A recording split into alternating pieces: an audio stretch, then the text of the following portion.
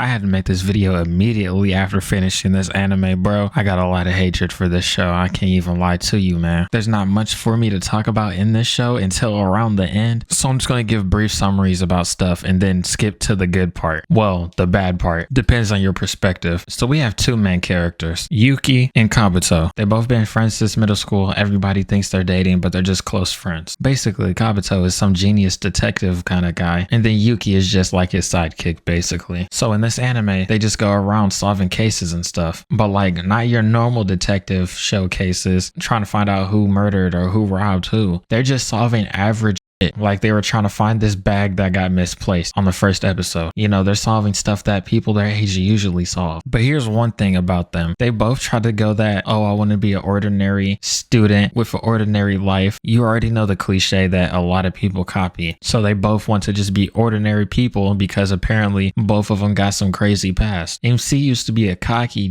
kid because he's smart as hell, and Yuki used to start up a whole lot of problems. But now that they're in high school, basically they just want to rebrand and be ordinary people and live an ordinary life. You know, they're kind of contradicting because they're going around solving cases and but it's alright. But like I said, there's not much to this show. It's just bro solving a whole lot of bullshit cases. I mean, they literally had an episode of him trying to figure out who ate the last muffin in a batch or something. So it's not too crazy. It's a pretty chill show until you get to episode 7, because randomly out of nowhere, Yuki gets kidnapped and they're holding her for ransom. But you see, this isn't too big of a deal because you already know who Kabuto is. He's the detective nigga. This is like the perfect thing for him. While he's thinking of ways to find her, he gets a random text from Yuki asking him to buy her some candy. It's pretty obvious most people who are kidnapped aren't asking for errands. It's actually a clue to help him find where she is. Kabuto finds her being held captive by a group of girls in a gang. Apparently they kidnapped her because in the past, Yuki got this girl right here arrested. So I guess they kidnapped her for some revenge. But obviously Kabuto's seen this, so he just calls the cops and the girl gets arrested again. End of that, but not really. There's a lot more to this. Next day after,